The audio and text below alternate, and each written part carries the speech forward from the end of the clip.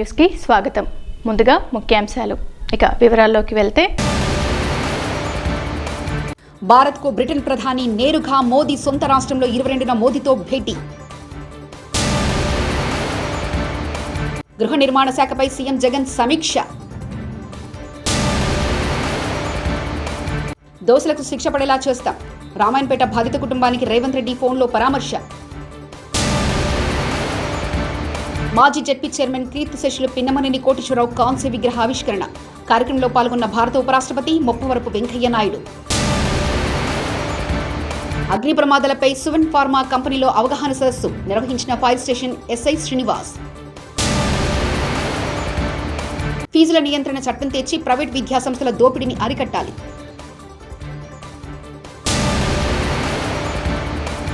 బిచ్చాల గ్రామంలో కనుల పండగ శ్రీ శివభక్త సిరియాల వీధి నాటకం. రైతు పక్షాన బీజేపీ పోరాటం. శనగ కొనుగోళ్లను వెంటనే ప్రారంభించాలని ధర్నాకు పిలుపు. విద్యార్థుల దాహార్తిని తీర్చేందుకు మంచినీటి సౌకర్యం ఏర్పాటు చేసిన పూర్వ విద్యార్థులు. ఇంగ్లాండ్ ప్రధాని బోరిస్ జాన్సన్ భారత పర్యటన ఖరారైంది. ఈ నెల 21-20 తేదీలో ఆయన దేశంలో పర్యటిస్తారు. 21న లండన్ నుంచి నేరుగా ప్రధాని మోదీ సొంత రాష్ట్రం గుజరాత్లోని అహ్మదాబాద్ చేరుకుంటారు. పారిశ్రామికవేత్తలతో సమావేశం, పెట్టుబడులు, వాణిజ్య సంబంధాలపై చర్చిస్తారు. 22న ఢిల్లీలో మోదీతో సమావేశమవుతారు. రక్షణ, దౌత్య, ఆర్థిక రంగాల్లో వ్యూహాత్మక బంధాలపై ప్రధానంగా చర్చిస్తారని సమాచారం. అఖిల భారతీయ సంత్ పరిషత్ ఏబీఎస్పీ హిమాచల్ ప్రదేశ్ ఇన్ఛార్జ్ యతి సత్యాదేవానంద సరస్వతి సనాతన ధర్మాన్ని రక్షించడానికి హిందువులు ఎక్కువ మంది పిల్లలకు జన్మనివ్వాలని ఏప్రిల్ 18న మరోసారి తాజా వివాదంలో చిక్కుకున్నారు. దేశంలో పెరుగుతున్న ముస్లిం జనాభా హిందువుల క్షీణతను సూచిస్తుంది. హిందువులు తమ కుటుంబాలను బలోపేతం చేయాలి. వారి కుటుంబాలు మానవత్వం మరియు సనాతన ధర్మాన్ని రక్షించడానికి ఎక్కువ మంది పిల్లలకు జన్మనివ్వాలని ఆయన తెలిపారు.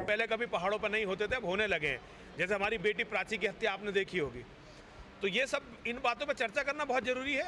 मैं तो केवल सत्य बोलता हूँ. लोगों को बुरा लगता है क्योंकि वो सत्य. కామారెడ్డిలో తల్లి కుమారులు గంగం పద్మ, గంగం సంతోష్లు ఆత్మహత్య చేసుకున్న ఘటనలో పోలీసులు ఉన్నతాధికారులతో మాట్లాడి దోషులకు శిక్ష పడేలా చూస్తామని బాధిత కుటుంబానికి టీపీసీసీ అధ్యక్షుడు రేవంత్ రెడ్డి హామీ ఇచ్చారు. రామాయణపేటకు చెందిన బాధిత కుటుంబానికి ఆదివారం ఆయన ఫోన్ చేసి పరామర్శించారు. ముఖ్యమంత్రి వైఎస్ జగన్మోహన్ రెడ్డి తాడేపల్లిలోని సీఎం క్యాంపు కార్యాలయంలో సోమవారం గృహ నిర్మాణ శాఖపై సమీక్ష చేపట్టారు. ఈ సమావేశానికి మంత్రి జోగి రమేష్, సంబంధిత శాఖల ఉన్నతాధికారులు హాజరయ్యారు. నాడు ఎలుకలు మద్యం తాగాయి, నేడు ఇనుప సామాన్లు దొంగలు కోర్టులోని కాకనిపై ఫైళ్లు ఎత్తుకెళ్లాయి. వాటే స్క్రీన్పై జగన్ రెడ్డి, టీడీపీ సీనియర్ నేత కూన రవికుమార్ మీడియా సమావేశంలో వెల్లడి. భారతదేశంలో ఎక్కడా కూడా ఇంతవరకు ఇటువంటి సంఘటనలు జరగలేదు. కోర్టులో భద్రపరిచినటువంటి సాక్ష్యాధారాలను దొంగలించినటువంటి ఘటన దేశ చరిత్రలో ఎక్కడా కూడా లేదు. కానీ అది మన ఆంధ్రప్రదేశ్ రాష్ట్రంలోనే సాక్ష్యాల్ని దొంగతనం చేసేటటువంటి, కోర్టుల్లో భద్రపరిచి రికార్డ్ రూమ్లో భద్రపరిచినటువంటి సాక్ష్యాలను దొంగలించేటటువంటి కేసులు సంస్కృతి ఈరోజు మన ఆంధ్రప్రదేశ్ రాష్ట్రం నుంచే శ్రీకారం చుట్టారు. మంత్రిగా బాధ్యతలు స్వీకరించినటువంటి కాకాని గోవర్ధన్ రెడ్డి గారు స్వీకరించిన 3 రోజుల్లోనే దాచినటువంటి సాక్ష్యాధారాలను దొంగిలించడం ఇదొక బరిదెగంపునకు నిదర్శనం కాదా అని చెప్పి నేను అడుగుతా ఉన్నాను. మాజీ జెడ్పీ చైర్మన్ క్రీస్తుశేషులు శ్రీ పిన్నమనేని కోటేశ్వరరావు గారి కాంస్య విగ్రహావిష్కరణ కార్యక్రమంలో పాల్గొన్న భారత ఉపరాష్ట్రపతి శ్రీ ముప్పవరపు వెంకయ్య నాయుడు గారు అత్కూరు స్వర్ణ భారత్ ట్రస్ట్ నుంచి మచిలీపట్నం జెడ్పీ వరకు గ్రీన్ ఛానల్ ద్వారా పటిష్ట రూట్స్ బందోబస్తు ఏర్పాటు చేసిన కృష్ణా జిల్లా పోలీసులు జెడ్పీ ఆవరణలో గౌరవ ఉపరాష్ట్రపతి గారిని జిల్లా కలెక్టర్ శ్రీ పి రంజిత్ భాషా మరియు ఇతర ప్రజాప్రతినిధులతో కలిసి ఘన స్వాగతం పలికిన జిల్లా ఎస్పీ. జెడ్పీ ఆవరణలో సలామీ గౌరవ వందనం స్వీకరించిన గౌరవ ఉపరాష్ట్రపతి.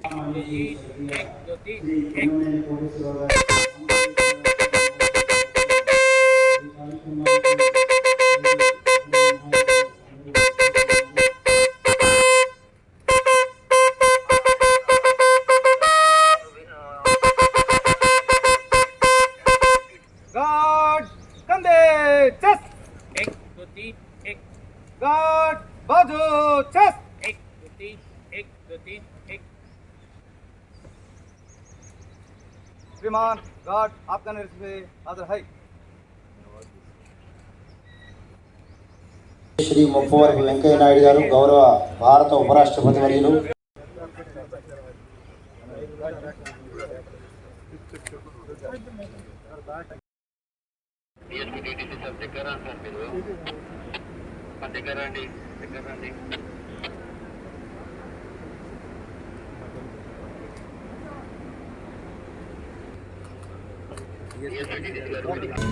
సువెన్ ఫార్మాలో అగ్నిమాపక వారోత్సవాల సందర్భంగా అగ్ని ప్రమాదాల నివారణ తీసుకోవాల్సిన జాగ్రత్తలపై ఫైర్ స్టేషన్ ఎస్ఐ శ్రీనివాస్ ఆధ్వర్యంలో మాక్ డ్రిల్ నిర్వహించారు.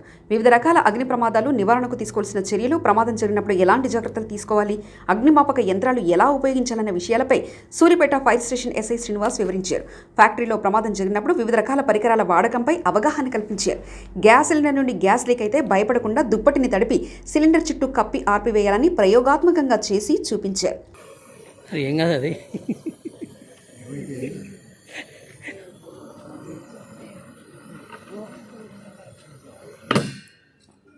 సింపుల్, ఇది చేయొచ్చు మీరు. అవును, బాగుంది, పెద్ద ప్రాబ్లం లేదు. కాకపోతే చేసేటప్పుడు ఈ హ్యాండిల్ కొద్దిగా పట్టుకోవడం, ఒకటేసారి కొట్టాలి, స్లో కొట్టకూడదు. స్లో కొడితే ఏదంటే ఇదంతా దగ్గరకు ముడుచుకుంటుంది, బకెట్ కలుపుతుంది. పైపు ఉంటుంది కదండి, చెప్తాను సార్. రండి, ఇది చేయండి మీరు. రండమ్మా, భయపడద్దు మీరు. ఎంతసేపు భయపడతాయి? సపోర్ట్ కొట్టండి అందరు. కొట్టు కొట్టు కొట్టు క్లాప్స్. మీ భయం పోవడానికి ఇదంతా. నెక్స్ట్ ఇంకెవరన్నా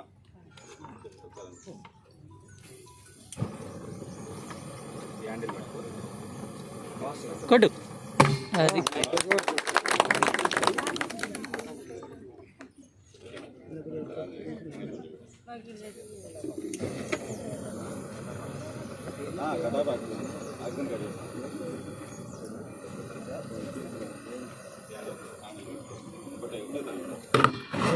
అది అది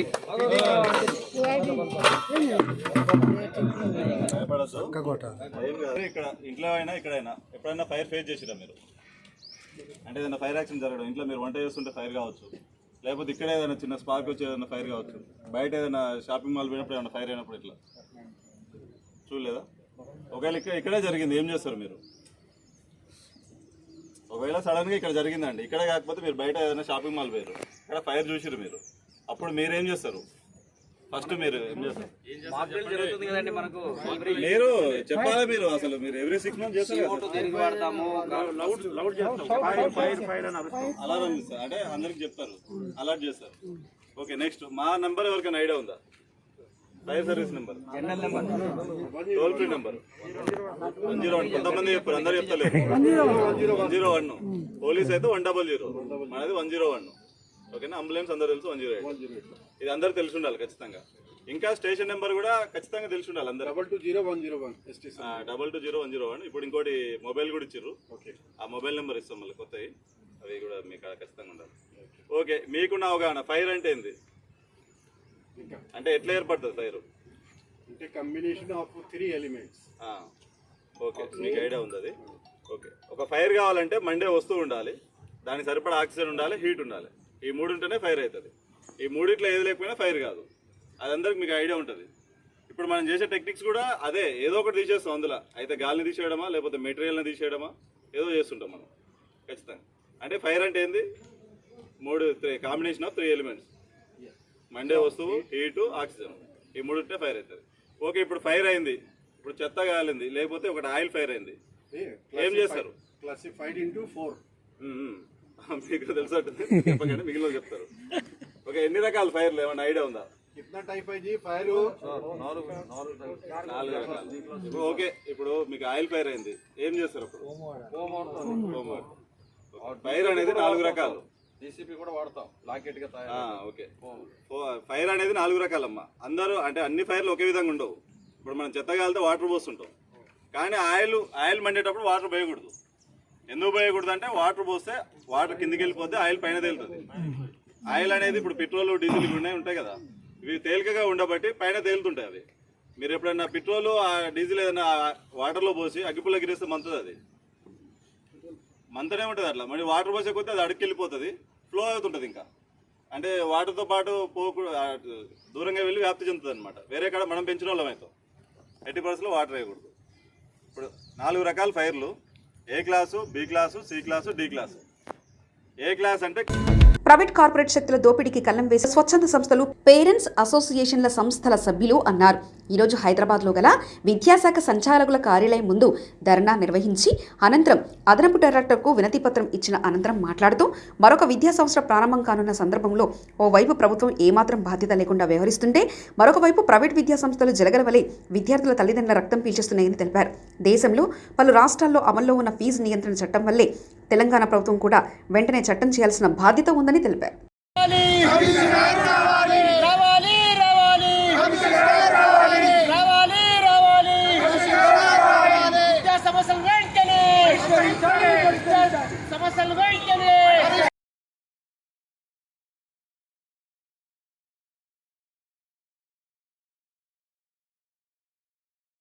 నా పేరు భాగ్యలక్ష్మి, తల్లుల సంఘం స్టేట్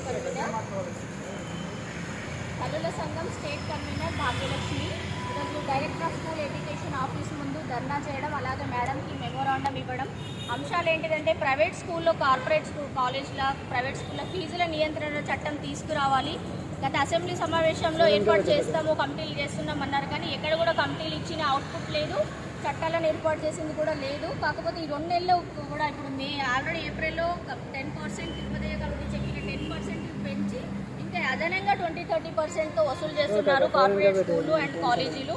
సో ఈ 2 months టైంలో అసెంబ్లీ సమావేశాలు లేవు కాబట్టి మీరు ప్రభుత్వాలు ఈ దృష్టిలో పెట్టుకొని గవర్నర్ చేతనైనా ఒక ఆర్డినెన్స్ తెప్పించాలని తల్లుల సంఘం నుంచి డిమాండ్ చేస్తున్నాము.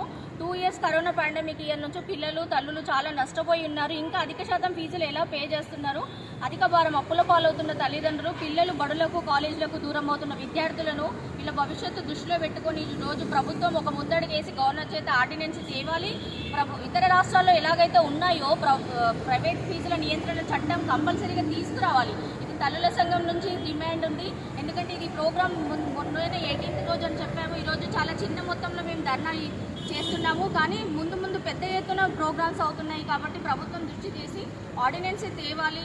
ఈ 2 monthsలో కంపల్సరీగా ఒకటి ఏదైనా రిలీజ్ చేయాలి ప్రభుత్వము. లేకపోతే ఇంకా ముందు పెద్ద ఎత్తున ప్రోగ్రామ్స్ తల్లిదండ్రుల నుంచి, తల్లుల సంఘం నుంచి, చైల్డ్ రైట్ ప్రొటెక్షన్ ఫార్మ్స్ నుంచి పెద్ద ఎత్తున ప్రోగ్రామ్ చేస్తామని ప్రభుత్వాన్ని హెచ్చరించడం జరుగుతుంది. Thank you. Okay madam, thank you.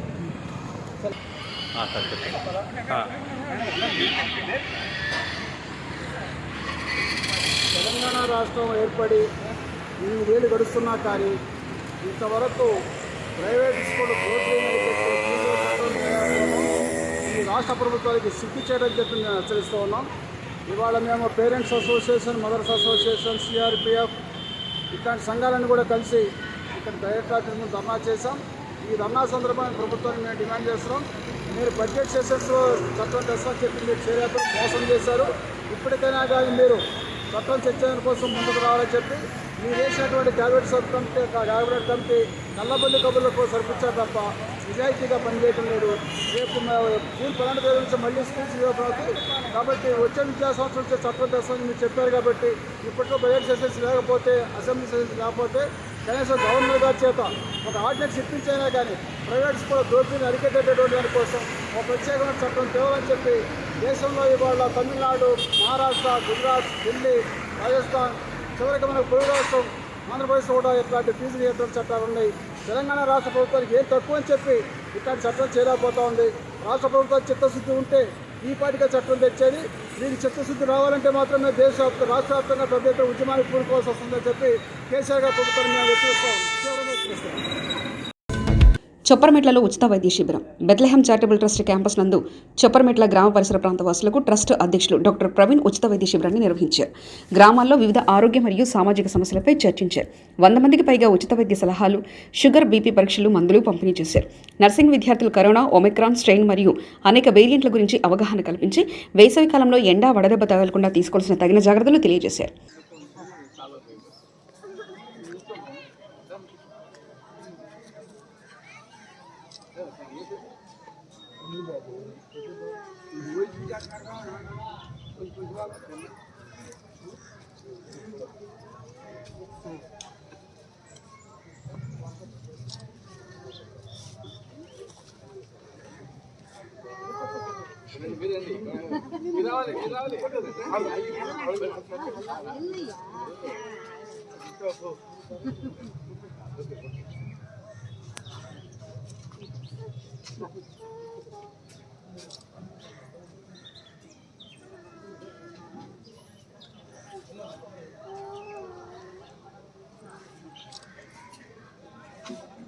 తిరుమలలో రద్దీ నేపథ్యంలో అదనపు సిబ్బందిని నియమించాలని టీటీడీ అదనపు ఈవో ధర్మారెడ్డి కోరుకున్నారు. వారాంతంలో 4 రోజులు బ్రేక్ దర్శనాలు రద్దు చేస్తున్నట్లు వెల్లడించారు. దర్శనానికి వచ్చే భక్తులకు నీరు, ఆహారం అందిస్తున్నట్లు తెలిపారు. త్వరలో లగేజీ కేంద్రాల ఏర్పాటుకు టెండర్ ఆహ్వానిస్తామని ప్రకటించారు. ఈ నెల 11 నుంచి 17 వరకు 5,29,966 మంది భక్తులు దర్శించుకున్నారని ధర్మారెడ్డి వెల్లడించారు.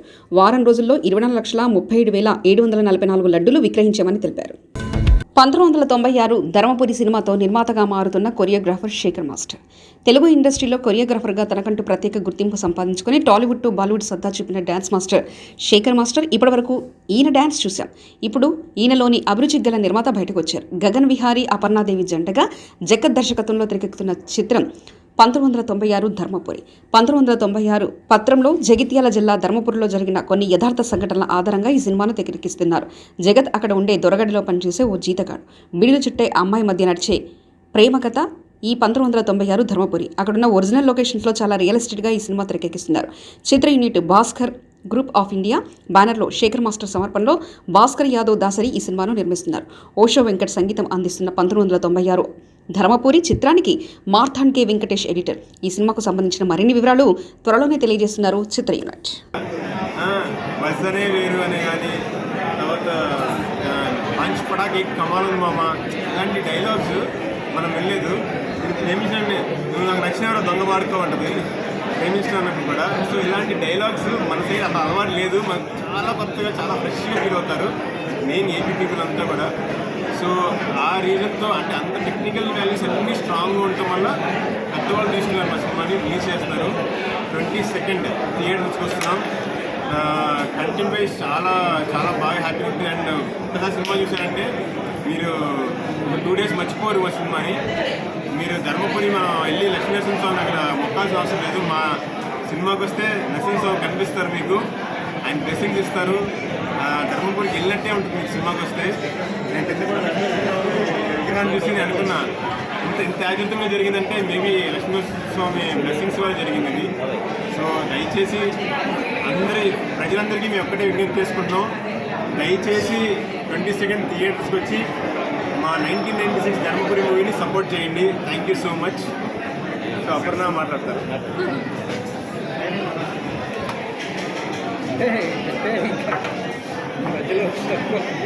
అందరికీ నమస్కారం. అందరికీ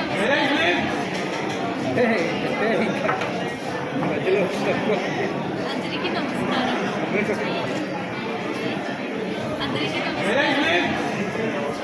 నా పేరు అపర్ణాదేవి. నాకు కేరళ అమ్మాయి, అందుకే తెలుగు కొంచెం కష్టం మాట్లాడుతున్నాను. But I just try to speak in Telugu. April 22న మన మూవీ రిలీజ్ అవుతుంది. ఇది ఒక 1996 ధర్మపురి మూవీ. న్యాచురల్గా ఉంది. డైరెక్టర్ గారు జగత్ సార్ న్యాచురల్గా డైరెక్ట్ చేశారు. ఈ మూవీలో చాలా ట్విస్ట్ ఉంది. న్యాచురల్ వన్ స్టోరీ ఇది. ఒక బీడీ కార్ఖానాలో నా క్యారెక్టర్ పేరు రాకమని, ఆ క్యారెక్టర్ ఒక బీడీ కార్ఖానాలో వర్క్ చేస్తున్న ఒక విలేజ్ గర్ల్. అందుకే ఈ క్యారెక్టర్ కొంచెం విలేజ్ గర్ల్ ఇమోషన్స్ ఎక్కువ. తెలంగాణ ప్రభుత్వ పాఠశాలల అభివృద్ధి కోసం తీసుకొచ్చిన పథకం మన ఊరు మనబడి మన బస్తీ మనబడి శంకుస్థాపన కార్యక్రమం సంగారెడ్డి జిల్లా పోతిరెడ్డిపల్లి ప్రభుత్వ పాఠశాలలో ముఖ్య అతిథిగా రాష్ట్ర ఆర్థిక వైద్య ఆరోగ్య శాఖ మంత్రివర్యులు తన్నీరు హరీష్ రావు, ఎంపీ కొత్త ప్రభాకర్ రెడ్డి మన ఊరు మనబడి కార్యక్రమంలో భాగంగా ఉత్తమ పాఠశాల పోతిరెడ్డిపల్లిలో ప్రారంభం కావడం చాలా సంతోషకరంగా. రాష్ట్రంలో ప్రభుత్వ పాఠశాలలు కార్పొరేట్ పాఠశాలలుగా మార్చాలని ప్రభుత్వం 7,300 కోట్ల రూపాయలు కేటాయించడం జరిగిందని తెలిపారు. పెద్దవాళ్ళు కూడా తన పిల్లలు ఇంగ్లీష్ మీడియంలో చదువుకోవాలని, ప్రభుత్వ పాఠశాలలో ఇంగ్లీష్ మీడియంలో చదువుకోవాలని పేదల కోసం మంచి నిర్ణయం తీసుకుందని తెలిపారు. ఈరోజు రాష్ట్రంలోని అన్ని ప్రభుత్వ పాఠశాలల్ని కూడా కార్పొరేట్ పాఠశాలలతో ధీటుగా తయారు చేయాలని మన ముఖ్యమంత్రి కేసీఆర్ గారు మన ఊరు మన బడి మన బస్తీ మన బడి అనే ఈ కార్యక్రమాన్ని తీసుకురావడం జరిగింది. ఇవాళ ఈ పాఠశాలకు 73 లక్షల రూపాయలు కేటాయించడం జరిగింది. గతంలో ఏం పైసలు ఇద్దరు ఓ స్కూల్ అంటే ఓ 2 క్లాస్ రూములు కట్టమని 10 లక్షలు ఇద్దరు, లేకపోతే బాత్రూమ్లు కట్టమని 5 లక్షల రూపాయలు ఇద్దరు. ఈ సగం రామచంద్రపురం నియోజకవర్గం ఎమ్మెల్యే వేణుగోపాలకృష్ణకు ఇటీవల రెండోసారి మంత్రివర్గ విస్తరణలో బీసీ సంక్షేమ శాఖ, సినిమా, ఫోటోగ్రఫీ, సమాచార శాఖ మంత్రిగా పదవి బాధ్యతలు స్వీకరించిన తర్వాత మొట్టమొదటిసారిగా ఈరోజు రామచంద్రపురం నియోజకవర్గానికి వస్తున్నందుకు పార్టీ శ్రేణులు భారీగా వచ్చారు.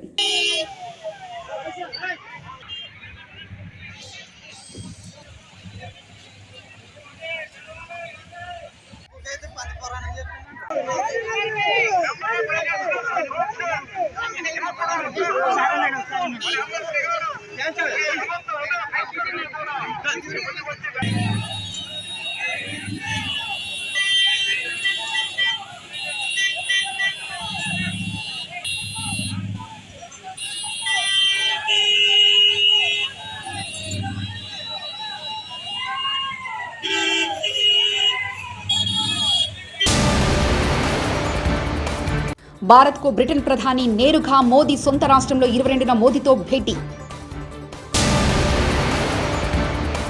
గృహ నిర్మాణ శాఖపై సీఎం జగన్ సమీక్ష.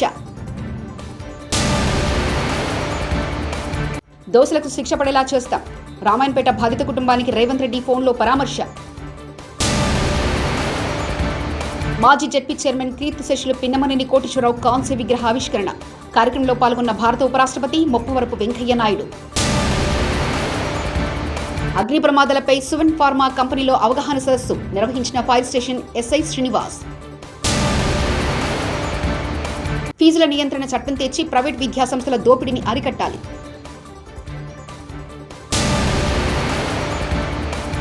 బిచ్చాల గ్రామంలో కనుల పండగ శ్రీ శివభక్త సిరియాల వీధి నాటకం. రైతు పక్షాన బీజేపీ పోరాటం. శనగ కొనుగోళ్లను వెంటనే ప్రారంభించాలని ధర్నాకు పిలుపు. విద్యార్థుల దాహార్తిని తీర్చేందుకు మంచినీటి సౌకర్యం ఏర్పాటు చేసిన పూర్వ విద్యార్థులు.